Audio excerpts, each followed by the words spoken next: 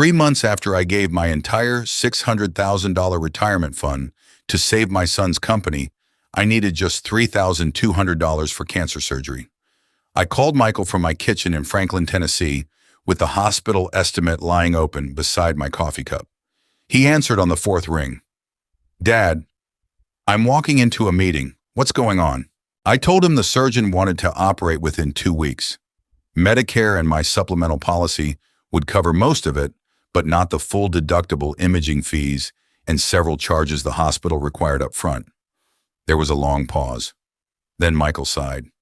"Dad, we just put every dollar we had into a $12 million business deal." "I understand," I said. "I wouldn't ask if it wasn't important. There's no money for you right now."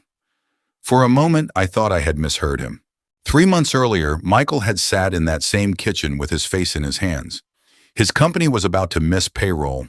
A major customer had canceled a contract, the bank had frozen his credit line, and more than 200 employees could have lost their jobs. I had worked 43 years as an electrical engineer and plant manager. I lived carefully, paid off my house, drove the same Ford pickup for 14 years, and built a retirement account worth a little over $600,000. I transferred every dollar to Michael's company.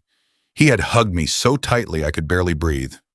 "Dad," he said through tears, "you'll never have to worry about money again." Now I sat alone listening to him explain why saving his company had been urgent, but saving my life would have to wait. "I'm sorry," he said. "We'll talk soon." The line went dead. My name is William Carter.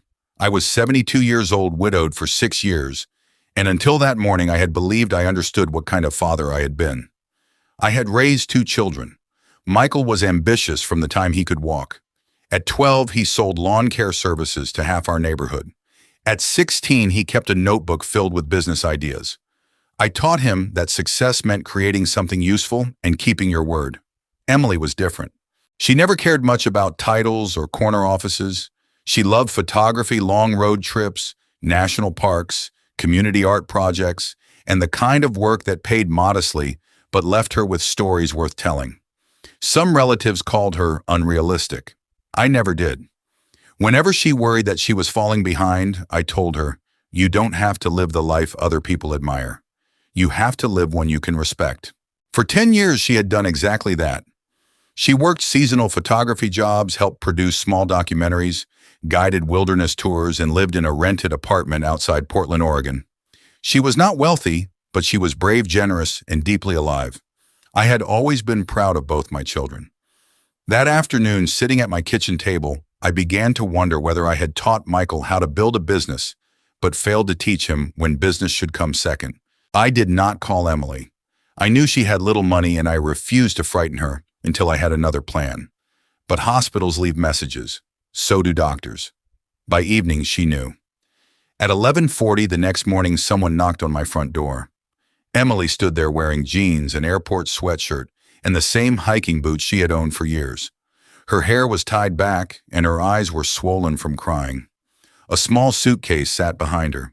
She stepped inside, wrapped both arms around me, and held on as if letting go might make me disappear. Then she placed a thick envelope in my hand. Inside were bank receipts, cash, and a cashier's check. "Emily, what did you do?" "I emptied my savings," she said. "I sold 2 camera lenses and my old Jeep." I tried to hand it back. She closed my fingers around the envelope. "Dad, I don't need those things." Her voice broke. "I just need you to stay alive." 2 days later, as the nurses rolled me toward the operating room, I looked back and saw Emily standing alone in the hallway. I did not know whether I would wake up again, but I knew one thing with painful certainty. The child who had the least had just given me everything. The surgery lasted a little over 4 hours. I don't remember much about that day. Only fragments. Bright lights. A nurse squeezing my hand. Someone asking me to count backward from 10. Then nothing. When I opened my eyes again, the first face I saw wasn't a doctor. It was Emily's. She was sitting beside my bed with her hiking backpack under the chair, wearing the same sweatshirt she'd arrived in 2 days earlier. She looked exhausted. The dark circles under her eyes told me she hadn't been sleeping much. When she realized I was awake, she smiled through tears. "Welcome back, Dad." I tried to speak, but my throat was raw from the breathing tube. She poured a little ice water into a sponge and gently wet my lips. "The surgery went well," she whispered. "The doctor said they got everything they could see." For the first time since my diagnosis, I allowed myself to believe I might actually have more time. Over the next several days, I learned what Emily had quietly done before flying across the country. She hadn't simply emptied her savings account. She had sold almost everything she considered valuable. 2 professional camera lenses she'd spent years saving for. An old Jeep she'd driven on countless photography trips through Yellowstone Glacier and the Oregon coast. Camping equipment she'd collected over nearly a decade. She even canceled a photography expedition to Alaska she'd been planning for almost 3 years. I looked at her one afternoon while she was helping me finish a bowl of soup. "You shouldn't have done all that," she shrugged. "They're just things." "They were your dreams," she smiled. "My dreams aren't made of cameras. They're made of memories. And I'd rather have more memories with you." I couldn't answer. Some fathers spend their whole lives wondering whether they raise their children well. In that hospital room, I felt as though God had quietly answered that question for me. Emily never once asked whether I'd pay her back. She never asked how much treatment would cost. She never asked what remained of my retirement. She simply showed up. Every morning she walked the hospital hallways with me. Every afternoon she read aloud from whatever book she'd found in the gift shop. Every evening she made terrible jokes just to hear me complain about them. "That one wasn't funny either," I'd tell her. "I know," she'd grin, "but you laughed." She wasn't wrong. One afternoon, my surgeon stopped by after reviewing my latest scans. "Mr. Carter," he said, "your recovery is going better than expected." Emily smiled. "I told you Dad's stubborn." The surgeon laughed. "I believe your daughter deserves at least some of the credit." I've rarely seen someone so committed to a patient's recovery. After he left, I looked at Emily. "Don't let that go to your head." "It already has." She winked. "I might put it on my resume." For the first time in weeks, the room filled with genuine laughter. Meanwhile, my phone stayed remarkably quiet. Michael sent exactly one text message. "Hope you're doing okay. Busy week." That was all. No phone call, no visit, no asking what the doctors had found. Nothing. I told myself not to judge him too harshly. Business really can consume every hour of your life. I knew that because I'd lived it myself. Still, I couldn't stop remembering something. When Michael was 14, he broke his leg during a football game. I'd been supervising a major electrical shutdown at the plant. Millions of dollars depended on finishing that project on schedule. The moment the school called, I walked off the job. Nothing mattered more than getting to my son. I never regretted that decision. Lying in my hospital bed nearly 30 years later, I finally understood something I had never considered before. The values we teach our children don't disappear overnight. They change one decision at a time, sometimes so slowly that neither parent nor child notices until they're standing on opposite sides of a line neither of them remembers crossing. The morning I was discharged, a hospital administrator handed me several forms. One asked for my emergency contact. Without hesitating, I wrote Emily Carter. As I handed the clipboard back, I caught myself staring at those 2 words. Not because Michael was no longer my son, he always would be, but because when my life depended on someone showing up, Emily already had. Recovery has a way of slowing everything down. When you've spent your whole life moving from one responsibility to the next, sitting on a back porch with nowhere you have to be feels almost uncomfortable. 3 weeks after my surgery, I was back home in Franklin. Emily had turned my quiet little house into what she jokingly called Camp Carter. There were pill organizers on the kitchen counter, healthy meals already prepared in the refrigerator, a handwritten walking schedule taped to the coffee maker. Every morning she'd point toward the front door. "Come on, Dad. We're doing another lap around the neighborhood." I'd rather stay in my recliner. I know. That's exactly why we're walking. She was impossible to argue with. Not because she was stubborn, because she smiled the entire time. One afternoon, we were sitting on the porch watching a summer thunderstorm roll across the hills. "I should get back to Oregon soon," she said quietly. "You've already given up too much." I looked at her. "You sold half your camera equipment. You canceled Alaska. You've practically put your life on hold." She shrugged. I can buy another camera. I can't buy another father. I looked away before she could see my eyes fill. For several minutes, neither of us spoke. Finally, I said the words that had been weighing on me ever since the surgery. I'm sorry. She frowned. For what? I thought I'd still have something left for you. She laughed softly. Dad? No. Listen, I folded my hands together. When I gave Michael the retirement money, I honestly believed he'd get back on his feet. I figured one day he'd look after me. Not because I expected repayment, but because that's what families do. I smiled sadly. I thought whatever I didn't need someday, I could leave for you. Emily reached over and squeezed my hand. You've already given me more than money. I don't think so. She nodded. You taught me how to build a life I actually wanted. I looked at her. She continued. When everyone else thought I was crazy for chasing photography, you told me to keep going. When I wanted to drive across America sleeping in a tent, you told me to be careful. But you never told me not to go. When I chose experiences over paychecks, you never made me feel like a failure. She smiled. The greatest gift you've ever given me is that I never spent my life trying to impress other people. I had no answer, because she was right. Those were exactly the lessons I'd hoped both my children would carry into adulthood. A week later, my phone rang. Michael. I almost let it go to voicemail. Instead, I answered. Hi, son. His voice sounded unusually cheerful. Dad, how are you feeling? Better. Good. There was a short pause. Then he cleared his throat. I actually need a favor. Something inside me became very still. Our expansion project hit another snag. I closed my eyes. The bank wants one more personal guarantee. I was hoping you'd sign a document. I looked across the room. Emily was watering the small herb garden she'd planted behind my kitchen window. She had no idea what Michael was asking. I spoke carefully. What exactly would I be guaranteeing? Nothing major. Just helping reassure the lender. I almost smiled. 43 years in business had taught me that whenever someone says nothing major, it usually is. I'll think about it. Silence.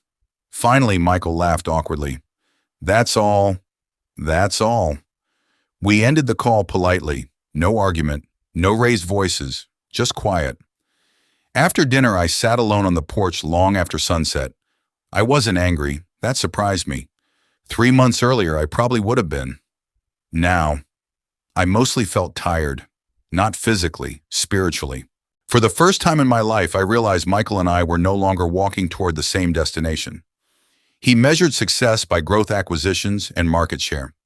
I still measured it by whether the people I loved knew they could lean on me. Neither of us had changed overnight.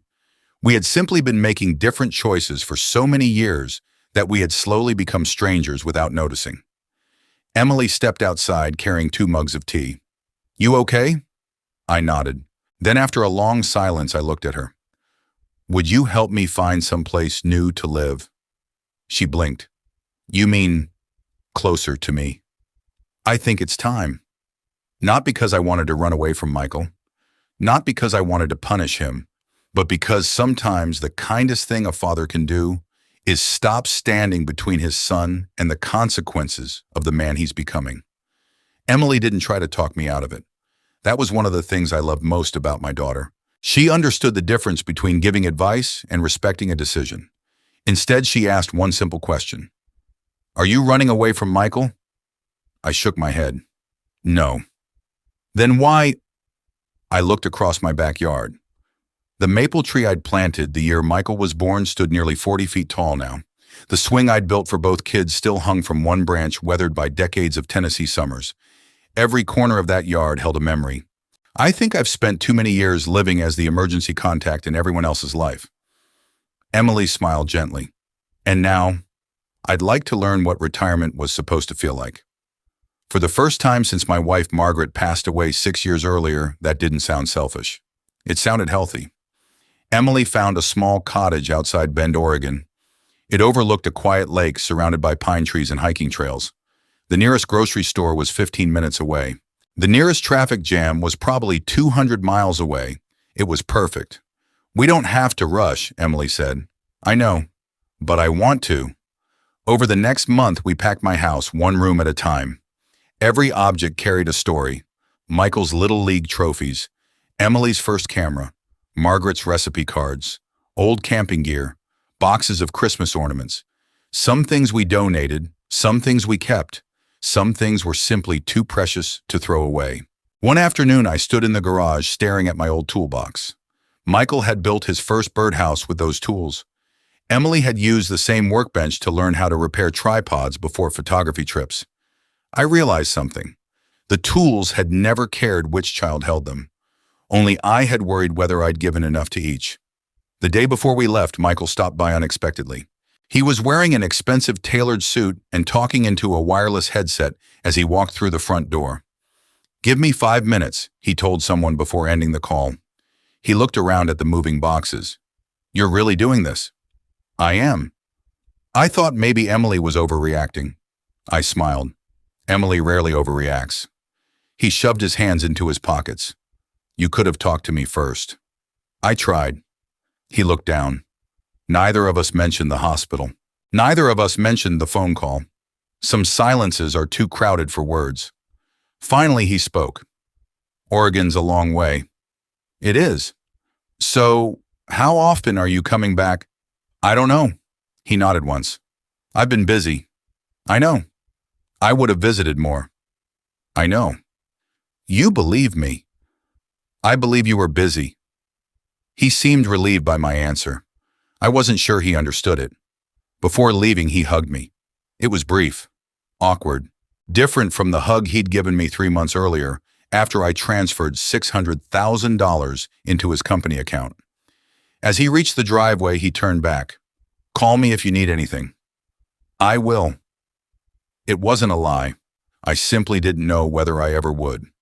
2 weeks later, Emily and I drove nearly 2,400 miles west. Tennessee disappeared behind us, then Arkansas, Oklahoma, the wide plains, the Rockies, finally Oregon. The little cottage looked exactly like the photos. Simple, quiet, peaceful. Within a few weeks, I had settled into a routine that felt strangely unfamiliar. Morning coffee on the porch, kayaking on the lake, volunteer work twice a week at the local community center where I helped high school students repair bicycles and build simple woodworking projects. Sunday mornings at a small church overlooking the river. Evenings reading books I'd been too busy to open for 40 years. I laughed more than I had in years, not because life had suddenly become easy, because it had become enough. Meanwhile, Michael's company continued growing. I saw occasional articles online. Local CEO announces major expansion. Carter Industrial opens new facility. Name one of Tennessee's fastest growing manufacturers. I felt proud every time. I truly did. Success had never been my problem. Distance was.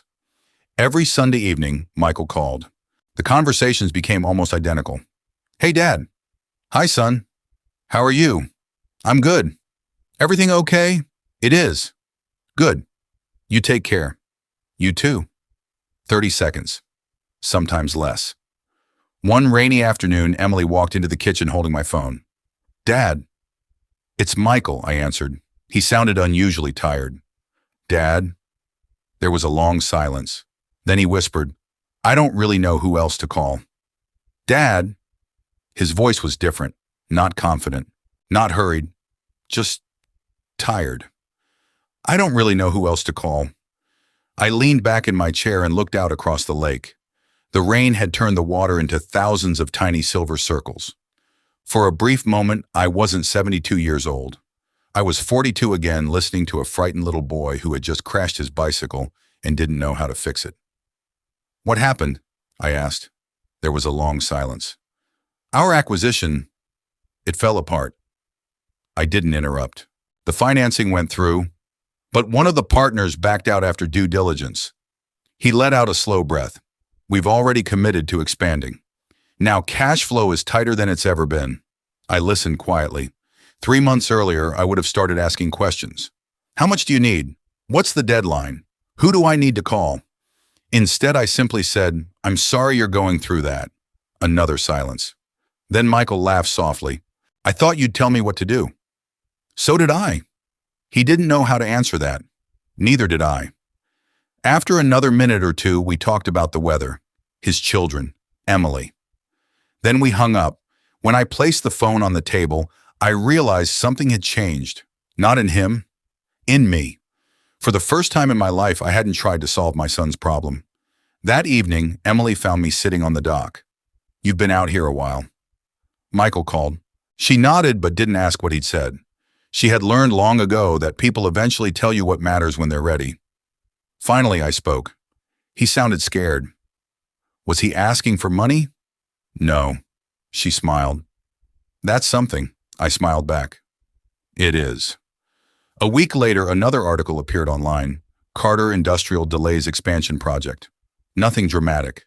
Nothing catastrophic. Just a business adjusting to reality. The company was still healthy, still profitable. Michael wasn't losing everything. He was simply learning something every business owner eventually learns. Growth has limits. For years, those limits had always been removed by someone else, usually me. As summer turned into fall, my own life settled into a peaceful rhythm. On Tuesdays, I helped teenagers repair donated bicycles at the community center. Most of them had never held a wrench before. Watching them figure things out reminded me of Michael when he was 12. Patient, curious, excited to learn. On Thursday mornings, I joined a group of retired veterans and tradesmen for coffee at a small diner. Nobody cared what anyone used to earn. Nobody asked about stock prices. We talked about grandchildren, fishing, bad knees, football, and whose tomatoes were growing best. It felt strangely wonderful. One Saturday morning, Emily talked me into trying kayaking. "I am way too old for this," she laughed. "You said the same thing about smartphones." "I was right about smartphones." She rolled her eyes. An hour later, I was paddling across the quiet lake. For the first time in years, I wasn't thinking about hospitals, or retirement accounts, or business. I was simply present. Emily snapped a picture from the shore. "You look happy." "I am," she smiled. "I was hoping you'd say that." Meanwhile, Michael kept calling every Sunday. The conversation slowly became longer. Not much. A minute, then 3, sometimes 5. He stopped talking about quarterly earnings quite so much. Instead, he'd ask, "Have you caught any fish lately?" Or, "How's the weather out there?" One evening, he surprised me. "Dad, I miss hearing your advice." I looked at the sunset spreading orange across the lake. "I've already given you most of the advice I had." "I know. He stopped. "I guess I didn't realize how much I depended on hearing your voice." I closed my eyes. There it was. Not an apology, not yet, but something deeper. He wasn't missing my money. He was missing the place I had always occupied in his life, the place he'd assumed would always be there. After we hung up, Emily stepped onto the porch with 2 mugs of tea. "You know," she said quietly, "he's beginning to understand." I nodded. "I think he is. But understanding isn't the same thing as changing." She looked at me. "Do you think he'll come?" I stared across the dark water. "I don't know. But if he does, I hope it's because he wants his father, not because he needs a rescue." Autumn arrived quietly in Central Oregon. The mornings grew colder. A thin layer of frost covered the dock before sunrise, and the lake turned so still that it reflected the mountains like polished glass. I had been there almost 7 months, long enough for people at the local diner to stop calling me the new guy, long enough to know which neighbor always brought homemade peach jam after harvest, long enough to realize something I hadn't expected. I no longer woke up thinking about money.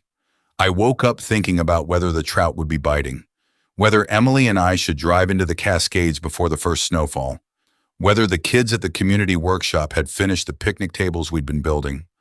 For the first time since Margaret died, life felt peaceful again. Then on a Thursday afternoon, my phone rang. Michael. His voice sounded calmer than it had in months. "Dad, I'll be in Seattle next week." I was thinking. He hesitated. "Maybe I could drive down afterward." I looked out the kitchen window. Emily was outside hanging bird feeders she'd bought for my birthday. I'd like that. There was another pause. I've never seen where you live. No, you haven't. I guess. He let out a quiet laugh. I should have come sooner. Maybe. That single word seemed to weigh more heavily than any lecture I could have given. A week later, a black rental SUV pulled into my gravel driveway. Michael stepped out wearing jeans instead of a suit. I couldn't remember the last time I'd seen him dressed so casually. He looked older, not physically, emotionally. The confidence that had always surrounded him had softened. He walked toward me slowly. For a second, neither of us spoke. Then he hugged me. This time, he didn't let go after 2 seconds. I missed you, Dad. I missed you too. Emily came outside carrying 3 mugs of hot cider. Perfect timing, she smiled. The cinnamon rolls just came out of the oven.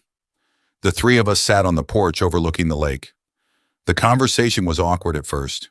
Weather, the drive, fishing.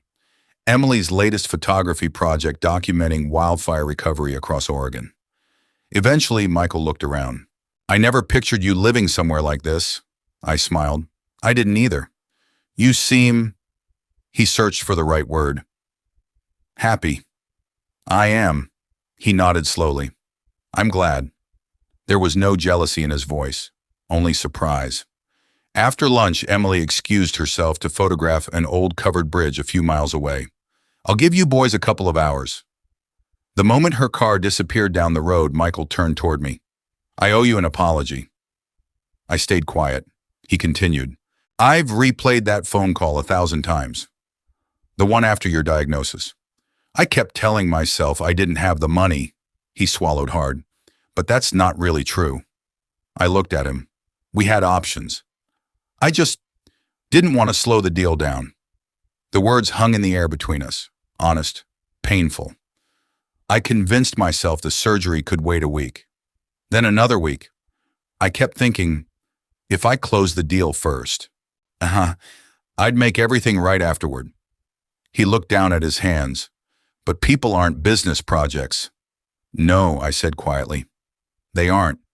His eyes filled with tears. I became the kind of man you warned me about. I remembered dozens of conversations from years earlier. I'd often told him, money is a wonderful servant. It's a terrible master. Back then, he'd always nodded. Some lessons don't truly arrive until life collects the tuition. He looked toward the lake. I spent years thinking success meant never needing anyone. But when things started falling apart, the first person I wanted to call was you. I smiled gently. I know. He wiped his eyes. I was terrified you'd stop being my father. I reached across the table and rested my hand on his shoulder. I never stopped being your father. I simply stopped living your life for you. For a long time, neither of us spoke. The wind moved gently through the pine trees. Finally, Michael asked the question I think he'd been carrying for months. Can you ever forgive me? I looked at my son. The answer came easily. I forgave you a long time ago. He looked relieved. Then I added quietly, but forgiveness doesn't erase consequences. He nodded. I know. And I think I'm finally ready to live with them. Michael stayed in Oregon for 3 more days. Not because he had meetings nearby, not because it fit conveniently into his schedule, simply because for the first time in years, he wanted to spend time with his father. We fished together. He wasn't very good at it anymore. You're rusty. I laughed after he tangled his line for the 3rd time. I've been negotiating contracts. Fish don't negotiate. He laughed harder than I had heard him laugh in years. That evening, the 3 of us built a fire behind the cottage. Emily roasted marshmallows while showing us photographs she'd taken throughout the Pacific Northwest. There were pictures of old lighthouses, snow-covered mountains, children playing in small rural towns, a 90-year-old rancher smiling beside his horse. Michael studied each photograph carefully. You could have made a lot more money shooting commercial work. Emily shrugged. I know. Don't you ever wonder what your life would have been like? She smiled. No. I've lived exactly the life I wanted. There wasn't an ounce of regret in her voice. I glanced at Michael. He wasn't looking at Emily anymore. He was looking into the fire. I think for the first time he realized that success and fulfillment weren't always the same thing. The morning Michael left, he hugged Emily before loading his suitcase into the rental SUV. "I'm proud of you," Emily smiled. "I've always known that." He looked surprised. "You did?" She nodded. "I just wished you would have said it sooner." He drove away just after sunrise. As I watched his taillights disappear down the road, I realized something remarkable. For the first time in months, I wasn't worried about him, because he had finally started asking himself the questions I could never answer for him. Nearly a year passed. My health continued improving. The scans stayed clear. The doctors cautiously used the word remission. Emily and I celebrated with pancakes at the little diner by the river. "You know," she smiled, "I always thought beating cancer would involve more champagne." "I'm 73. Pancakes are more practical," she laughed. "You've always had exciting priorities." Life settled into a rhythm that felt almost ordinary. Until one afternoon, my television showed something that stopped me cold. Michael was standing behind a podium. The Tennessee Manufacturers Association had named him Business Leader of the Year. I almost changed the channel. Then I heard the host say, "We'd like to ask one final question. Mr. Carter, who has had the greatest influence on your success?" The audience applauded. Michael stepped toward the microphone. He looked down at the award in his hands. For several long seconds, he said nothing. Finally, he looked directly at the audience. "My father," his voice cracked. "He spent 43 years teaching me how to build things. I learned how to build a company." He stopped, then quietly added, "But somewhere along the way, I forgot why he wanted me to build one." The ballroom became completely silent. Michael continued, "A year ago, my father needed me, and I failed him. No details, no excuses, no dramatic confession, just one simple truth. I've spent every day since then trying to become the man he believed I already was." When the speech ended, the room stood, not because of business, because of honesty. I turned the television off before the applause finished. Not because I wasn't proud, because I didn't need strangers to tell me my son was changing. I'd already seen it around a campfire in Oregon. That evening, Michael called. "Did you watch it?" I did. "Were you angry?" I smiled. "No." "Were you embarrassed?" "No." He hesitated. "Then what were you?" I looked out across the lake where Emily was photographing the sunset. "Proud." There was a long silence. Then very softly, "So was I." 2 years have passed since I heard my son tell a room full of strangers that he had failed me. People sometimes ask whether that speech fixed everything. The honest answer is no. Real families don't heal in a single conversation. Trust returns the same way it disappears, one choice at a time. Michael still runs Carter Industrial. The company never collapsed. In fact, it's healthier today than it's ever been. Not because it grew faster, because it finally stopped growing faster than its values. He no longer measures success by acquisitions alone. Every Friday morning before the executive meeting begins, he walks through the factory floor. He knows employees by name. He asks about their spouses, their children, their parents. One afternoon, he called me just to tell me one of his machinists was taking time off to care for his father after a stroke. "I told him not to worry about work," Michael said. "We'll cover for him." I smiled. "Good. He only gets one father." For a moment, neither of us spoke. He knew exactly why I smiled. Emily never became wealthy. She never wanted to. She still spends most of the year traveling across America with her camera. Sometimes she's documenting wildlife restoration. Sometimes she's photographing forgotten small towns. Sometimes she's simply chasing beautiful light across places most people drive past without noticing. Every few weeks, she comes back to Oregon carrying another box of photographs. Our cottage walls are now covered with them. One evening, I asked her, "Do you ever regret choosing this life?" She looked around the porch, the lake, the pine trees, the old rocking chair where I usually sat with my morning coffee. Then she smiled. Not for 1 second. She reached over and squeezed my hand. "You taught me that a meaningful life doesn't always look impressive. It just has to feel honest." I laughed. "I don't remember being that smart." You were.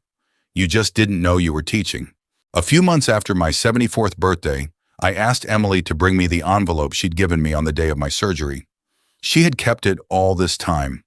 Inside was the deposit receipt showing every dollar she had emptied from her savings account. I placed another envelope beside it. She frowned. "What's this?" "Open it." Inside were two cashier's checks. The first reimbursed every penny she had spent to help save my life. The second was made payable to a college savings account in the name of my future granddaughter if she ever had children, or to any young artist Emily chose to mentor if she never did. She stared at the checks. "Dad, you don't have to do this." "I know. I want to." Tears filled her eyes. "I never expected anything back." "I know. I wasn't paying you back." I smiled. "I was investing in the same person I've believed in your whole life." She wrapped her arms around me exactly the way she had outside my front door in Tennessee. Neither of us said another word. None were needed. Last spring, all three of us met again in Franklin. We visited your mother's grave. Michael quietly replaced the flowers. Emily placed one of her favorite photographs beside the headstone for a few moments before taking it back. As we walked away, Michael slipped his arm around my shoulders. "I used to think the greatest thing you ever gave me was $600,000. I laughed softly. "You finally figured it out." He nodded. "You gave me something worth a lot more. You gave me another chance to become the man you raised." That was the moment I realized the money had never been the story. Cancer wasn't the story. Even betrayal wasn't the story. The story was that two children had received the same love. One forgot where it came from. The other never did. And in the end, both of them found their way back to it. If you're listening today and you're blessed enough to still have a parent, don't wait for the perfect moment to call them. Perfect moments rarely arrive. Ordinary Tuesday afternoons do. Those are usually the ones that matter most. And if you're a parent, never underestimate the quiet lessons your children are watching. They may forget your words. They will almost never forget your example. If this story touched your heart, I'd love to hear your thoughts in the comments. And if stories about family forgiveness and the values that truly matter remind you of what's important, I hope you'll subscribe and join me again next time. Thank you for spending this time with me.